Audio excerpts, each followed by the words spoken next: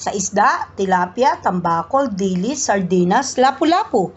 Sa karne, pork, beef, itik, kambing, tupa. Laman loob, atay, bituka, puso, balon-balunan, kidney. Lamang dagat, hipon, tahong, talaba, alimango, lobster. Dok, pinagbawal mo na lahat eh. Ano na kakainin ko? Basta, pwede namang kumain ng lahat. Pero bawasan lalo't alam mo nang may problema ka na sa uric acid mo. Sa gulay na mabuto, sitaw, talong, beans, okra, munggo, toge. Mga klase ng mani, kasoy, walnuts, almonds, soya, tokwa, taho. Mga ulam, lamang loob, bowpeas, kare-kare, papaitan, sisig.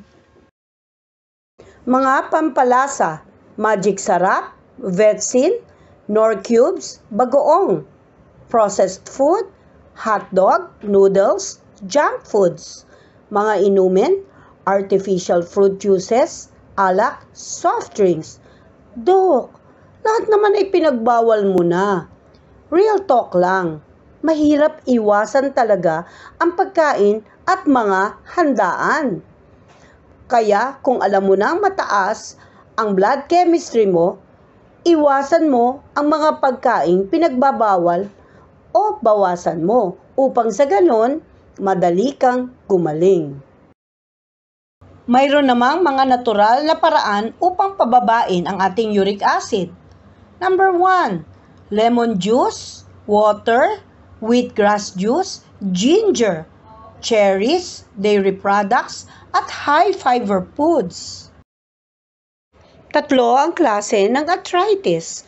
Osteoarthritis, dala ng ating pagtanda. Rheumatoid arthritis, dala ng mga immune system natin na umaatake sa sariling lining ng ating mga buto. At gouty arthritis, ito ay dulot ng mataas sa purine galing sa mga pagkain. Ito ay mga uric acid crystals na sisiksik sa mga buto natin.